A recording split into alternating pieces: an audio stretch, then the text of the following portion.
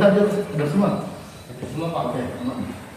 Oke, jadi hari ini kita akan masuk di materi berpikir komputasional sebagai dasar coding dan kecerdasan artifisial. Jadi untuk materi ini, kenapa kita harus belajar? Oke. Jadi ada 3 tujuan pembelajarannya. Jadi diharap setelah kalian selesai belajar pada hari ini, yang pertama, kalian sudah mampu memahami konsep berpikir secara komputasional. Yang kedua, kalian mampu menerapkan cara berpikir komputasional dalam kehidupan nyata. Dan yang ketiga, mampu menghubungkan dengan coding dan kecerdasan artifisial. Oke, jadi sebelum kita lanjut ke materi, saya ada sedikit pertanyaan buat kalian. Bagaimana cara menyelesaikan sebuah masalah kalau kalian ketemu dalam kehidupan kalian? Oke, Vina, coba. Kalau ada masalah besar, saya pecah jadi beberapa bagian kecil supaya lebih gampang diatasi satu persatu. Aurel? Saya coba cari pola atau kesamaan dengan masalah yang pernah saya temui sebelumnya. Radit? Saya fokus dulu ke inti masalahnya, jangan semua detail dipikirin sekaligus.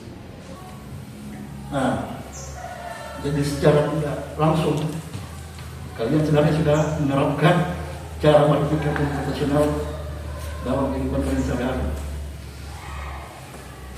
Oke, kita lanjut.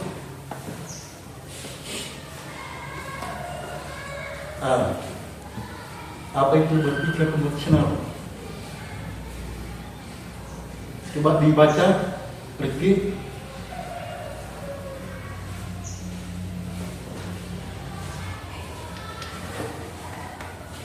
Coba dibaca materi di atas, biar teman-teman mendengar semua. Berpikir komputasional adalah suatu proses berpikir yang digunakan untuk memecahkan masalah secara sistematis dengan menerapkan konsep-konsep dasar ilmu komputer. Oke. Nah, jadi komputasional dari kata komputasi.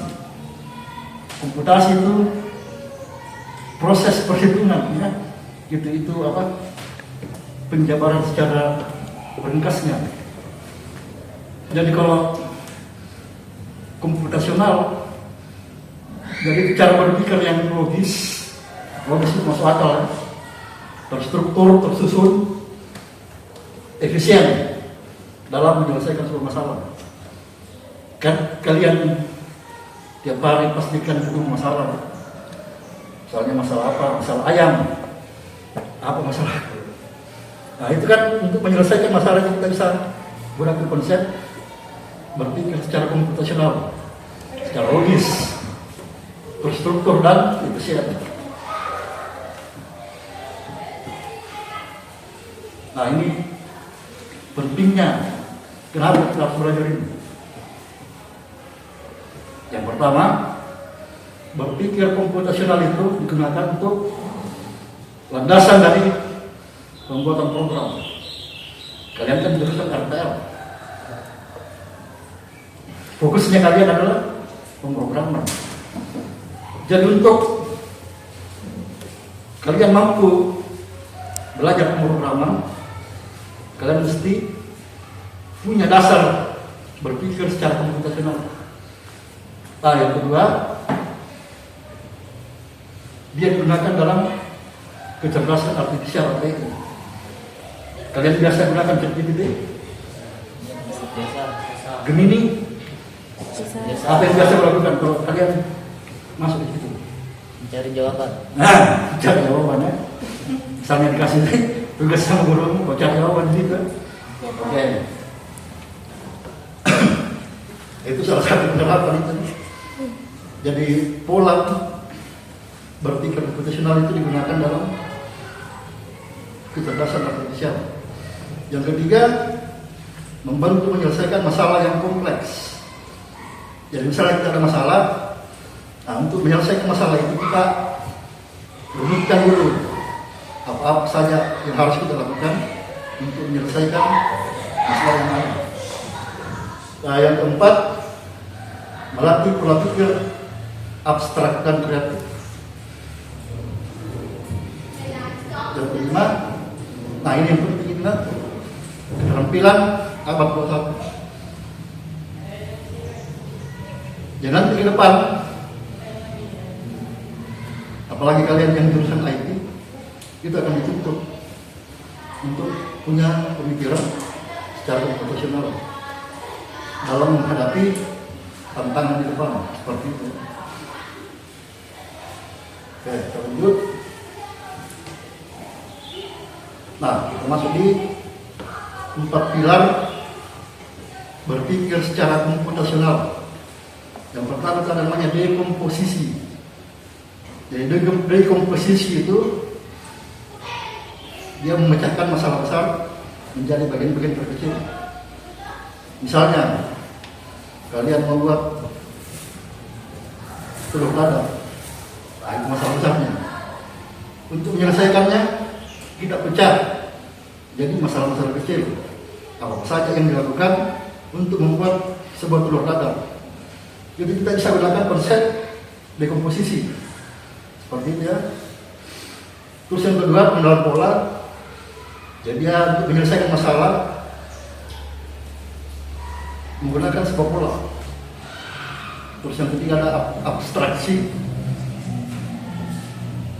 menyaring informasi penting. Dan yang keempat ada algoritma.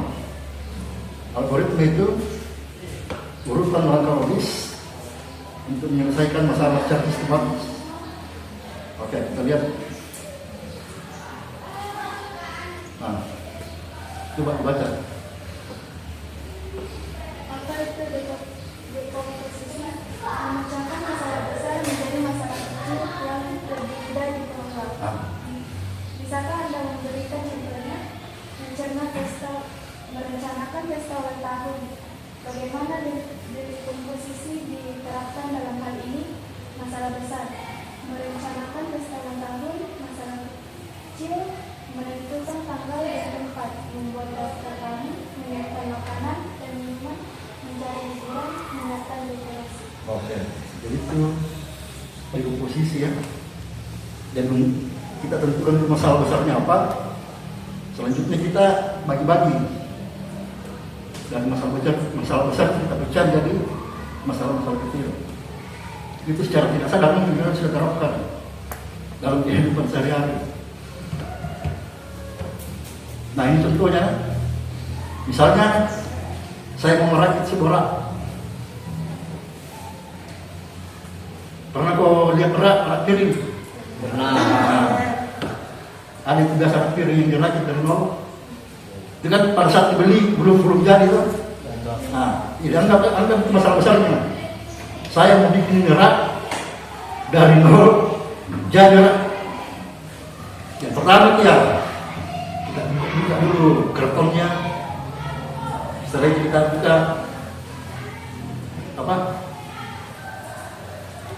Kita buka ininya apa? Cara pemasangannya seperti apa?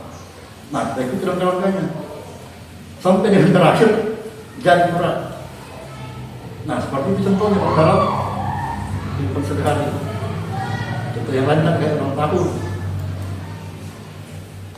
Misalnya Fadil ulang tahun hari ini. Vina mau rayakan ulang tahunnya Fadil. Ayo kita rayakan ulang tahunnya Fadil. Apa kira-kira yang kita siapkan ini? Nah, Aurel, oke kita siapkan kuenya. Terus datang Radit, oke kita nanti siapkan surprise-nya. Kita prank dia dulu. Gitu kan? Sampai dengan Fadil merayakan ulang tahunnya. Oke. Dia ada contoh dekomposisi. Nah, lanjut. Ini penerapan dekomposisi dalam proses pemrograman. Misalnya kita mau membuat aplikasi atau program untuk menghitung nilai rata-rata siswa. Nah, itu masalah besarnya, membuat program menghitung nilai rata-rata siswa. Kita sudah dapat masalah besarnya. Setelah itu kita bagi-bagi apa saja yang harus kita lakukan. Pertama, kita kumpulkan siswanya dulu. Kami berikan jumlah. Kita jumlahkan nilainya dan sampai dengan menampilkan rata-ratanya. Oke. Pilar yang kedua, pengenalan pola. Jadi ada 3 stepnya. Masalahnya yang kita pecah, baru kita identifikasi polanya, dan kita menghasilkan solusi yang karakter. Nah, itu kalau pola. Contohnya, ini sering kejadian seperti ini kan? Pernah hilang lupa motor. Misalnya, biasanya saya kunci motor kecil. Kenapa yang bisa hilang? Jadi kita bisa gunakan konsep seperti ini. Kita kenali polanya dulu. Biasanya saya simpan di mana? Saya di sini. Oh di sana. Oh di sana. Nah ini sampai kuncinya ditemukan.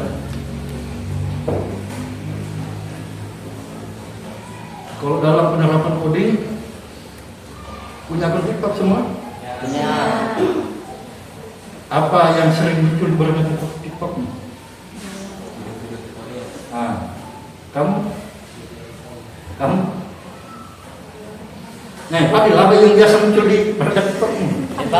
Apa yang biasa muncul di berbagai TikTok? Mobile Legends, Pak. Nah, kenapa bisa seperti itu? Biasa dengar kok algoritmanya begitu loh. Karena itu udah akan pola. Karena Fadil sering membuka video tentang Mobile Legends, maka ketika dia buka kembali TikToknya, muncul rekomendasi seperti itu. Nah, sama tadi kayak tutorial, karena kau sering buka video tutorial, maka sistem merekomendasikan di berandamu tetap video tutorial. Nah, seperti itu ya. Itu dia dalam pola. Seperti itu contohnya kalau dalam coding.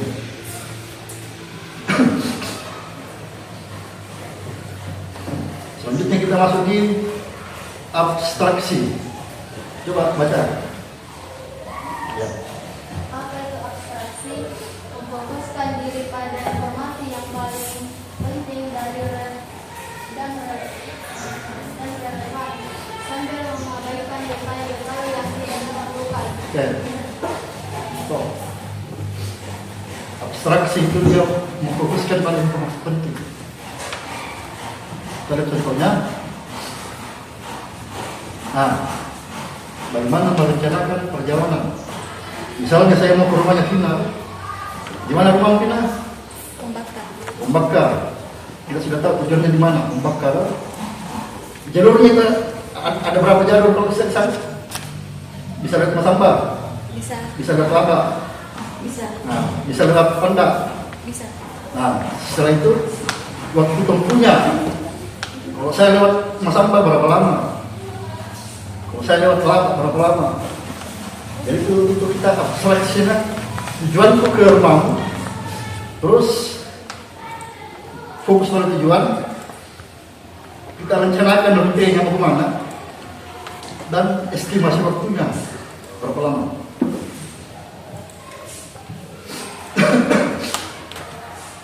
Kalau dalam coding dia seperti itu. Contohnya scan muka. Jadi dia fokuskan pada muka, dia tidak lihat rambutmu bagaimana, dia tidak lihat bajumu warna apa. Dia cuma fokus pada tampilan wajahmu. Gitu kalau penerapan dalam coding.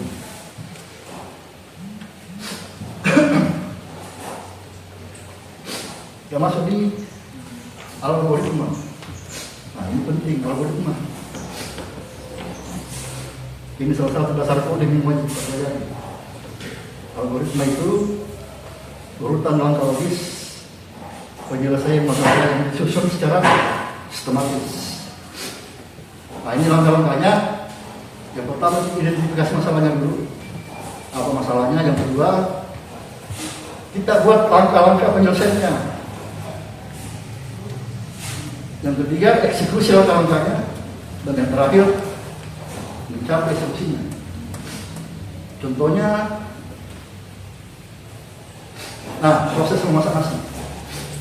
Masuk akal kita. Kalau saya bilang, saya mau masak nasi, tiba-tiba nasinya sudah masak.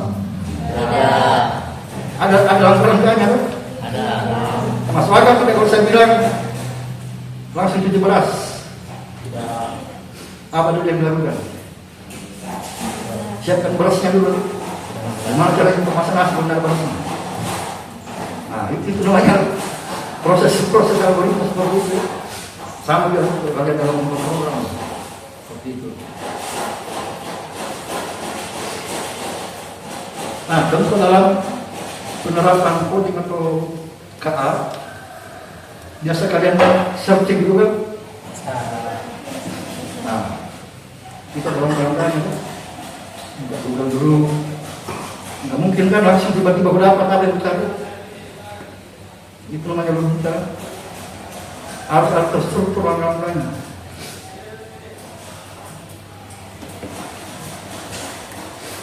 Nah, ini penerapan berpikir komputasional dalam AI. 4 pilar harus digunakan. Nah, itu nanti pertemuan berikutnya baru kita bahas secara mendalam.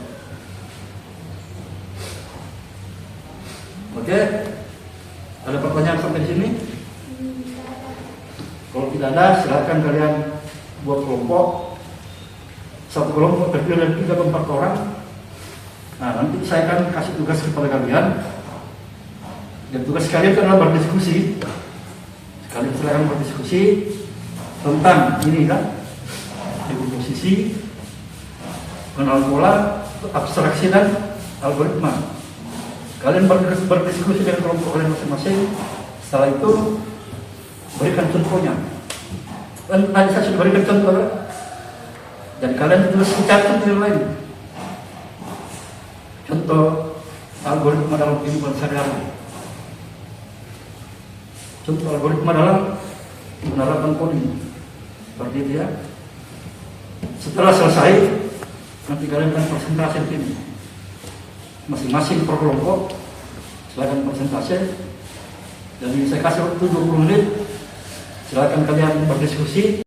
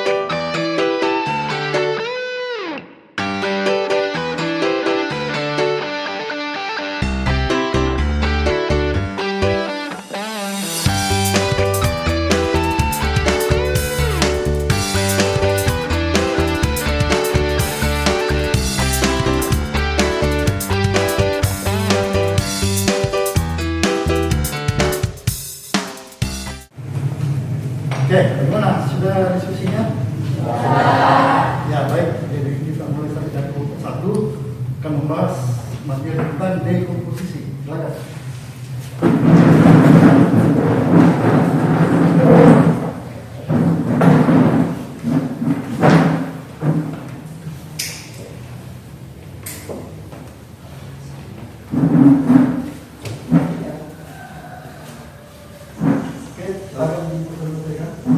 Assalamualaikum warahmatullahi wabarakatuh. Kami dari kelompok 1 ingin mempresentasikan hasil diskusi kami, yaitu penerapan dekomposisi. Penerapan dekomposisi.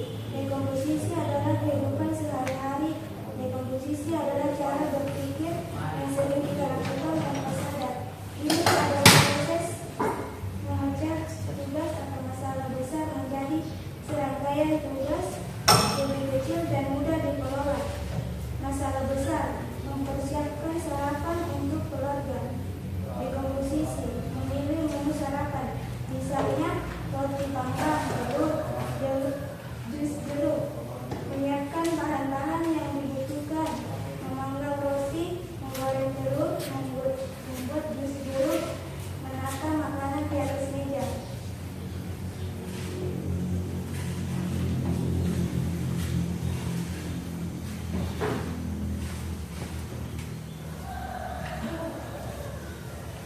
Dekomposisi dalam konteks planifikasi dan coding. Dalam dunia coding, dekomposisi menjadi langkah fundamental sebelum menulis balasan coding. Ini membantu programmer untuk merancang struktur program yang efisien dan logis. Masalah besar membuat aplikasi elektronik. Dekomposisi modul penggunaan dan daftar login model pengguna, model produk, halaman katalog, pencarian produk dan tarif produk, model keranjang belanja, menambah menghapus produk, memberi tinggal, model pembayaran, pembelian, motor pembayaran, konfirmasi transaksi, modul pengiriman, pelacakan status pengiriman.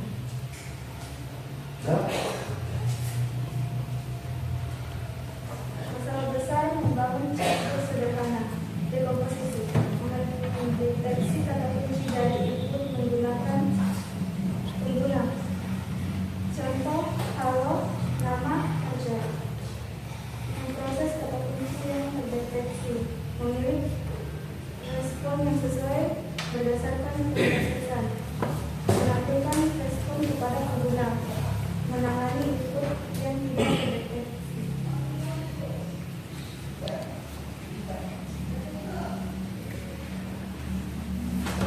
Masalah besar membuat program untuk menghitung rata-rata nilai siswa. Dekomposisi meminta jumlah siswa, mengambil nilai input setiap siswa, menjumlahkan semua nilai yang dimasukkan, membagi kotak nilai dengan jumlah siswa, menampilkan hasil rata-rata.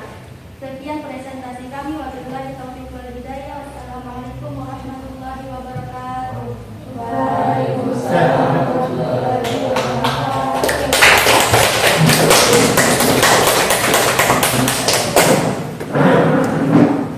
Baik, selanjutnya kita lanjut ke kelompok 2. Silakan. Pak yang dari kelompok apa?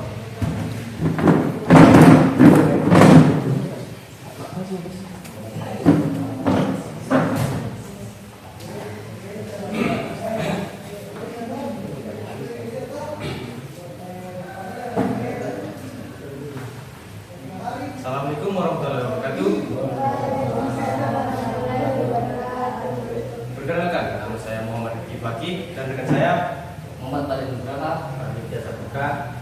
Kami akan membahas tentang abstraksi.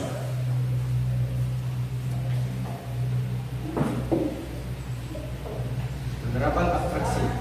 Abstraksi dalam kehidupan sehari-hari.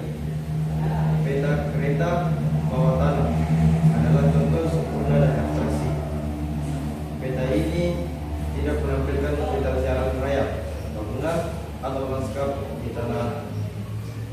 Sebaliknya, peta ini hanya menunjukkan memasukkan informasi yang paling relevan bagi penumpang, stasiun, jalur, dan titik transport. Dengan mengabaikan detail yang tidak perlu, itu menjadi sangat mudah dibaca dan dimengerti. Berkendara dari satu kota ke kota lain, ketika Anda merencanakan perjalanan dari jauh dengan mobil, Anda tidak memikirkan setiap tikungan, lampu merah, atau lubang di jalan. Otak Anda melakukan abstraksi dan berfokus pada detail penting seperti kota, tujuan, jalan tol utama yang harus dilalui, dan pikiran waktu perjalanan. Percakapan setiap hari saat Anda bercerita kepada teman tentang hari Anda tidak menceritakan setiap menitnya. Anda melakukan abstraksi dengan hanya menceritakan poin-poin utama atau peristiwa yang paling menarik, mengabaikan detail-detail yang kecil tidak relevan. Abstraksi dalam konteks komputasi dan coding. Antar muka pengguna user interface. Saat Anda menggunakan smartphone atau komputer, Anda berinteraksi dengan abstraksi dari kode yang kompleks. Anda cukup menekan icon aplikasi untuk membukanya, tanpa perlu tahu ribuan banyak kode yang menjalankan program di dalamnya. Antar muka pengguna menyembunyikan kompleksitas internal dan Anda menampilkan fungsi yang relevan. Pemodelan data. Ketika seorang programmer membuat program untuk manajemen inventaris, mereka melakukan abstraksi dengan menentukan properti apa saja yang penting untuk setiap item. Contohnya, untuk sebuah produk, data yang relevan mungkin hanya nama produk, harga, dan stok yang tersedia. Detail lain seperti warna kemasan atau tanggal produksi diabaikan karena tidak penting untuk fungsionalitas utama program. Oke, sekian dari kami. Assalamualaikum warahmatullahi wabarakatuh.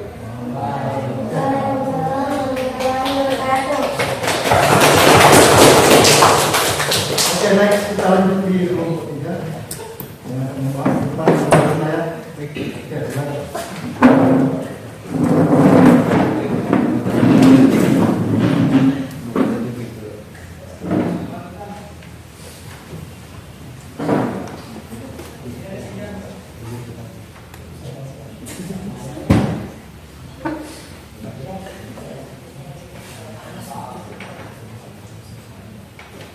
Assalamualaikum warahmatullahi wabarakatuh.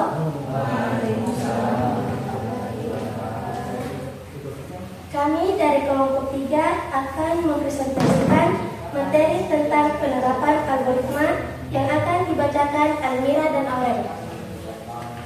Penerapan algoritma. Algoritma dalam kehidupan sehari-hari. Algoritma menyeberang jalan. 1. Mulai. 2. Cari lokasi penyeberangan, zebra cross atau jembatan penyeberangan. 2. Berhenti di tepi jalan. 4. Tengok ke kanan lalu ke kiri. Pastikan tidak ada kendaraan yang melintas. 5. Jika aman melangkahlah. 6. Jika tidak aman tunggu hingga jalanan sepi. 7. Ulangi langkah 4 hingga 6. 8. Berjalanlah hingga sampai di seberang jalan. 9. Selesai.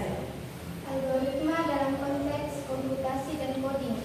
Dalam coding, algoritma adalah inti dari setiap program. Setiap pencipta dari yang sederhana hingga yang kompleks harus mengikuti sebuah algoritma yang jelas. Algoritma pencarian di Google, misalnya mencari informasi di internet. Algoritma secara sederhana. 1. Mulai.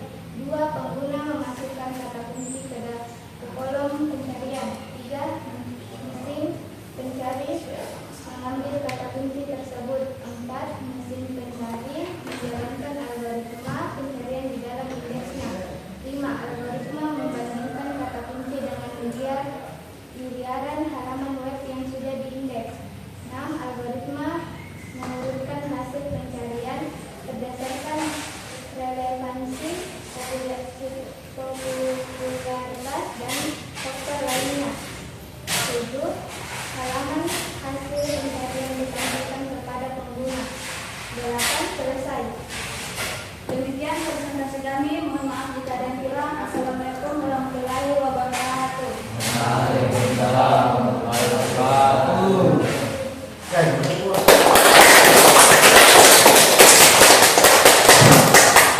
Oke, kelompok terakhir dari kelompok lima.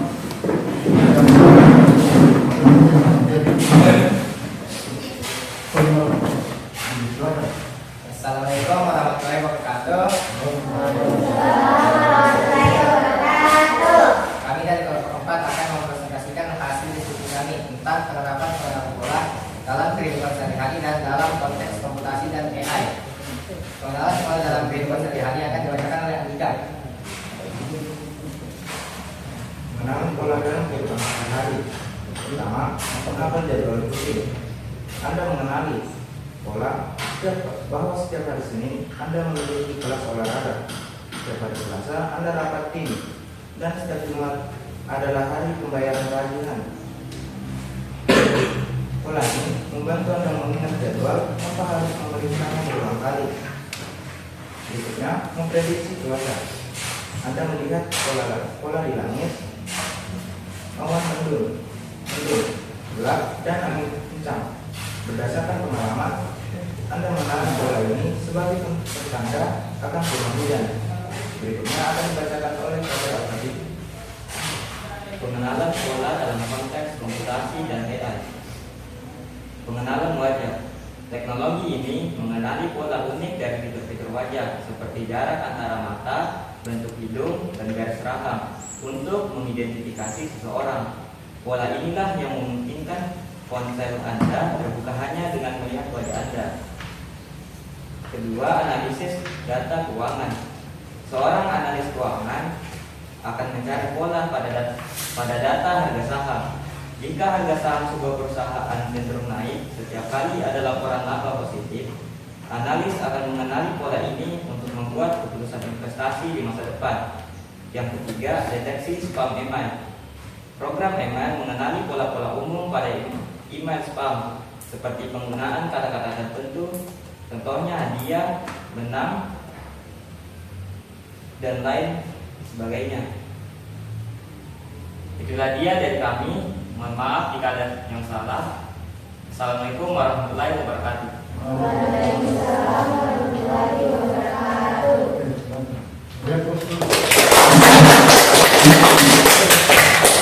Oke, semua perhatikan. Jadi berdasarkan hasil presentasi kelompok kalian tadi, ya saya rasa kalian sudah punya pemahaman dasar tentang materi yang kita bahas hari ini. Jadi tadi kelompok 1 membahas tentang dekomposisi. Saya rasa contoh yang diberikan juga sudah bagus.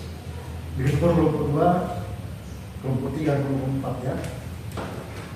Untuk bahan latihan kalian, di grup saya sudah share link untuk pengerjaan. Saya melihat sejauh mana kalian punya pemahaman tentang yang kita bahas hari ini. Tadi kan itu pemahaman dasar. Ini untuk memperdalam lagi pemahaman kalian. Jadi silakan dikerja. Saya sudah share di grup.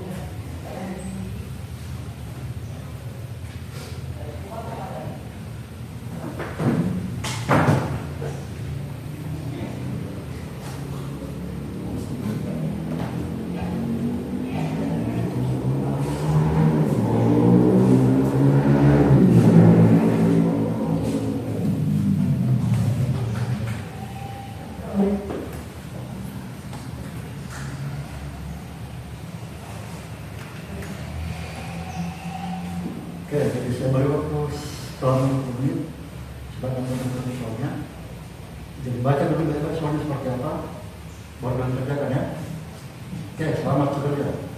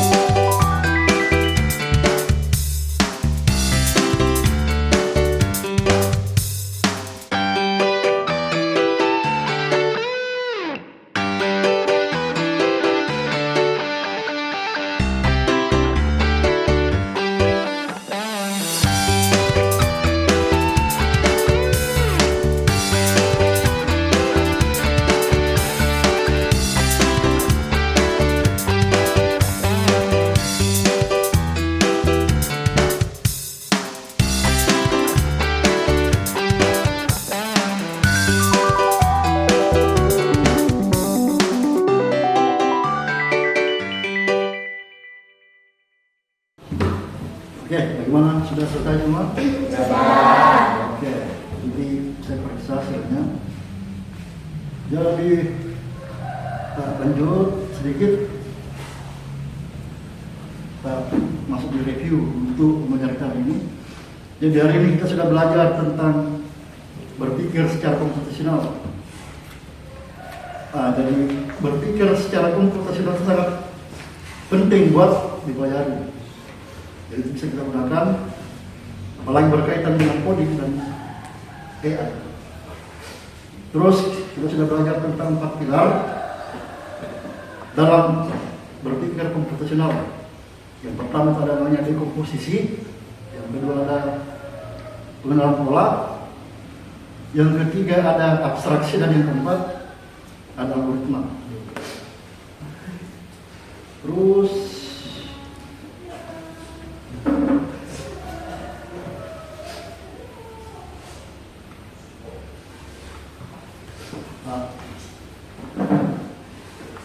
jadi jika kita bisa berpikir secara komputasional, jadi kalian sudah selangkah lagi diberikan untuk memahami tentang coding dan kecerdasan artifisial.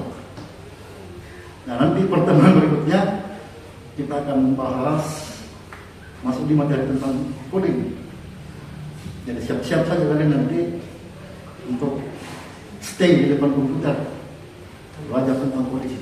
Dan kita akan menerapkan tadi berpikir secara komputasional. Oke, jadi cukup untuk hari ini. Nanti kita ketemu di pertemuan berikutnya. Assalamualaikum warahmatullahi wabarakatuh.